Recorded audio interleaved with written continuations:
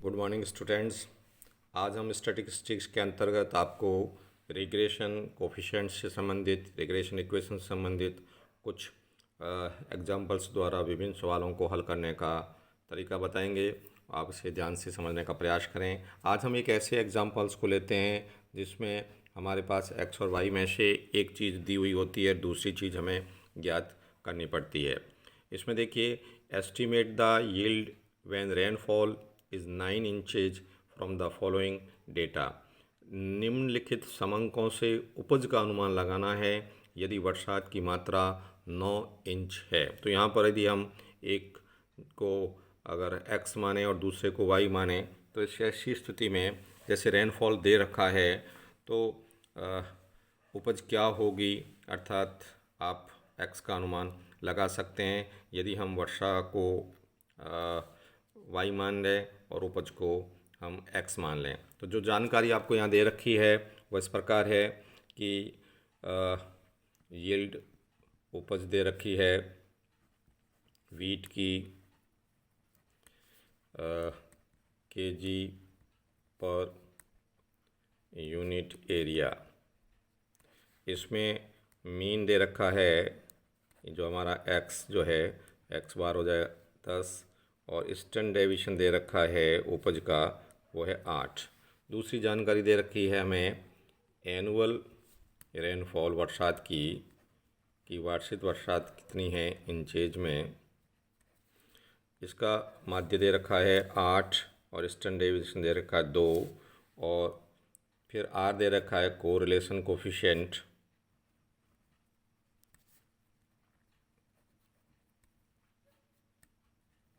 वो है 0.5। यदि उपज को हम x मान लेते हैं, अपने एग्जाम्पल में x उपज है और y है उसे वर्षा मान लेते हैं, और ऐसी स्थिति में हमारे पास में वर्षा का दे रखा है 9 इंच हो रही है, तो ऐसी स्थिति में उपज कितनी होगी वो आपको याद करना है। तो विद्यार्थियों, यहाँ जो दे रखा है अपन इस क्वेश्चन को सॉल्व करें तो ऐसी स्थिति में जो गिवन हमारे पास फिगर है वह है x बार 10, y बार आपका 8, स्टैंडर्ड डेविएशन x है 8, स्टैंडर्ड डेविएशन y बराबर 2 और r दे रखा है वो है 0.5। अब हम इसे समीकरण में ले लेते हैं।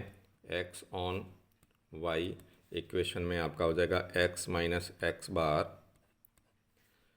बराबर r standard deviation x upon standard deviation y minus y bar, और x माइनस एक्स बार ले लेंगे अपन। x बार अपना है 10 बराबर r की जगह हम वैल्यू रख देते हैं 0.5 इंटू स्टैंडर्ड डेविएशन x है 8, स्टैंडर्ड डेविएशन y 2 और y माइनस वाई बार भी 8 है। अब x माइनस 10 बराबर, इसको सॉल्व कर लेते हैं तो ये 4/2 यानी 2 हो जाएगा y माइनस 8। तो ये हो गया x माइनस 10 बराबर 2y माइनस 16, और जब हम पक्षांतर कर लेंगे तो ये हो जाएगा 2y माइनस 16 प्लस 10 प्लस के हो जाएंगे, तो ये हो गया x is equal to 2y minus 6। अब आपको यहाँ पर ध्यान रखने की बात है कि हमारे पास में y दे रखी है और वह दे रखी है 9 इंच वर्षा यदि होती है, तो ऐसी स्थिति में x यानी हमारी उपज क्या होगी, तो हम y की वैल्यू इस इक्वेशन में यहाँ पुट करेंगे तो ऐसी स्थिति में हमारे पास x की वैल्यू आ जाएगी। तो जब गिवन है y इजिकल टू 9 तो हम लिख सकते हैं x is equal to 2 multiplied 9 minus 6, तो x is equal to 18 minus 6 equal to 12। तो यदि वर्षा 9 इंच होती है तो ऐसी स्थिति में जो x उपज है वह 8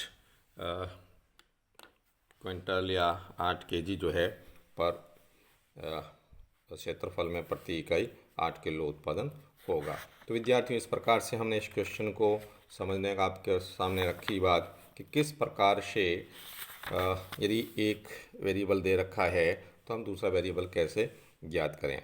आज हम आपको कुछ छोटे छोटे सवालों के बारे में भी जानकारी देना चाहेंगे जो रिग्रेशन से संबंधित होते हैं। आप विद्यार्थियों से ध्यान से सुने और जब कभी परीक्षा में इस प्रकार के छोटे सवाल आते हैं तो उसे आप करने का प्रयास करें। जैसे पहला सवाल है कि प्रतिगमन शब्द का प्रयोग सबसे पहले किसने और कब किया। तो इसका सर्वप्रथम प्रयोग है वह सर फ्रांसिस गाल्टन ने 1877 में अपने शोध लेख पैतृक ऊंचाई में मध्यमता की और प्रतिगमन, जो उनका एक रिसर्च आर्टिकल था, उसमें उन्होंने इस शब्द का प्रयोग सबसे पहले 1877 में किया। किसने किया? फ्रांसिस गाल्टन ने। किसका?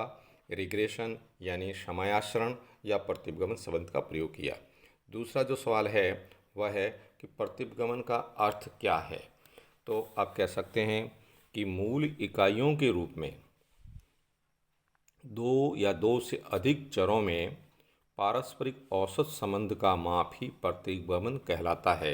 रिग्रेशन कहते किसे हैं, रिग्रेशन शब्द से क्या अभिप्राय है, तो आप उसमें कह सकते हैं कि मूल इकाइयों के रूप में दो या दो से अधिक चरों में पारस्परिक औसत जो रिलेशन है उसका माप प्रतिगमन कहलाता है। अगला क्वेश्चन हम लेते हैं कि समयाचरण या प्रतिगमन अथवा रिग्रेशन का मुख्य उद्देश्य क्या है। तो इसकी स्थिति में हम बता सकते हैं कि इसका मुख्य उद्देश्य जो है वो एक चर के ज्ञात मूल्य के आधार पर दूसरे चर के मूल्य का अनुमान करना। जैसा कि हमने आपको अपने पूर्व के वीडियो में बताया था कि जहाँ सहसंबंध जो है वो एक वेरिएबल की स्थिति से दूसरे वेरिएबल की प्रकृति या प्रवृत्ति क्या रहती है इसको बताता है, उसको ट्रेंड को बताता है कि एक वेरिएबल यानी एक्स के बढ़ने पर वाई बढ़ेगा या घटेगा, कम बढ़ेगा या ज़्यादा बढ़ेगा, पॉजिटिव होगा या नेगेटिव होगा। तो वो एक प्रवृत्ति को बताता है दूसरे वेरिएबल की। इसके अंतर्गत ये होता है कि एक वेरिएबल का वैल्यू ज्ञात है तो हम दूसरे वेरिएबल का मूल्य लगा सकते हैं, अनुमान लगा सकते हैं। जैसा कि अभी हमने एक क्वेश्चन जो इस वीडियो में अभी आपके सामने रखा कि जैसे वर्षा रेनफॉल दे रखा है, जो हमारा इस उदाहरण के अनुसार वाई है 9 इंच बता रखी है क्वेश्चन में, और आपसे पूछा है कि ऐसी स्थिति में उपज जो है वो प्रति क्षेत्र में कितना किलो होगा। तो हमने ज्ञात किया कि यदि वर्षा 9 इंच के बराबर है तो जो उपज है वो 12 किलो प्रति एकड़ या प्रति क्षेत्र जो है वह होगी। तो इस प्रकार हम इसके उद्देश्य में कह सकते हैं कि एक चर के ज्ञात मूल्य के होने पर दूसरे चर के मूल्य का अनुमान लगाया जा सकता है। फिर हम देखते हैं कि प्रतिगमन रेखीय या वक्र प्रतिगमन में अंतर क्या है। तो संक्षेप में बताएं कि विक्षेप चित्रों में अंकित बिंदुओं से सरल रेखाएं प्राप्त होती है तो रेखीय प्रतिगमन कहलाता है, और वक्र के रूप में यदि रेखाएं प्राप्त होती है तो वक्रीय प्रतिगमन हम उसे कहते हैं। फिर अगला क्वेश्चन है कि बहुगुणी प्रतिगमन का क्या अभिप्राय है, कि बहुगुणी जो प्रतिगमन है वह कैसे कहा जाता है। तो हम ये कह सकते हैं कि प्रतिगमन विश्लेषण विधि का प्रयोग दो से अधिक चरों के पारस्परिक संबंधों का विश्लेषण करने में किया जाता हो तो उसे हम बहुगुणी प्रतिगमन कहते हैं। यानी दो चरों के संबंध में नहीं, दो से अधिक चरों के संबंध में यदि उसका एनालिसिस किया जाता है तो वो जो है वह हमारा बहुगुणी प्रतिगमन कहलाएगा। अगला क्वेश्चन है प्रतिगमन की दो रेखाएं क्यों होती है। तो इसके संबंध में उत्तर जो यह है कि प्रतिगमन में एक चर को आश्रित और दूसरे को स्वतंत्र माना जाता। हम जब रिग्रेशन एनालिसिस को पढ़ते हैं तो उसके अंतर्गत देखते हैं कि एक चर आश्रित है और दूसरा स्वतंत्र है, इसीलिए दो चरों के मध्य दो रेखाओं की आवश्यकता होती है। यानी दो चरों की बात करते हैं तो ऐसी स्थिति में दो रेखाएं या दो समीकरण होते हैं।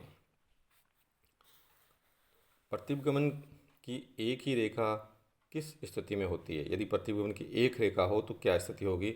जब x और y दोनों श्रेणियों में पूर्ण सहसंबंध है तो विभिन्न बिंदु एक ही रेखा पर पड़ते हैं तो प्रतिगमन की दो रेखा के स्थान पर एक रेखा ही होगी। तो यहाँ आपको ध्यान रखने की बात है कि यदि पूर्ण सहसंबंध है, परफेक्ट कोरिलेशन है, तो ऐसी स्थिति में विभिन्न बिंदु है वो एक ही रेखा पर आएंगे और एक ही रेखा पर आने के कारण हम उसे जो है वह प्रतिबिंब की एक ही लाइन के अंतर्गत लेते हैं।